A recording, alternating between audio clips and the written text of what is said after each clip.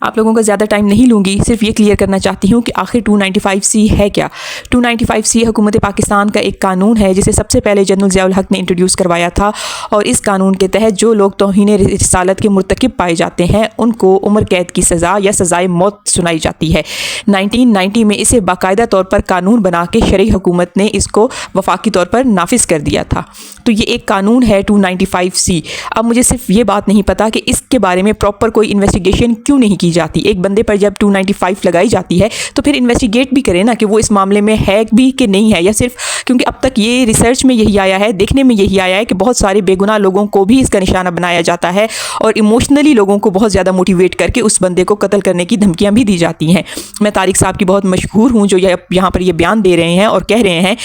میں مانتا ہوں کہ ظاہر توہین رسالت اور توہین قرآن کا تو اب مسلمان تصور بھی نہیں کر سکتا، لیکن اس کی تحقیق بھی کرنے کے لیے تیار نہیں ہوتے کہ توہین ہوئی بھی ہے کہ نہیں ہوئی ہے۔ کتنے لوگ ہیں جو بے گناہ ہیں، جو ساری زندگی جن کی عشق رسول میں گزری اور رسول کی سیرت کو بیان کرتے ہوئے گزری، ان کی زبان سے کوئی لفظ تھوڑا سا غلط نکل گیا ممبر پہ، یا کوئی تحریر میں کوئی دائیں بائیں ان سے غلطی سے ہو گیا تو وہ اٹھا کے ان کو توہین رسالت کے کیس میں جیلوں میں ڈال دیا گیا ہے۔ تو قوم کو اپنے جذباتی جو پن ہے نا اس سے باہر آنے کی ضرورت ہے۔ اور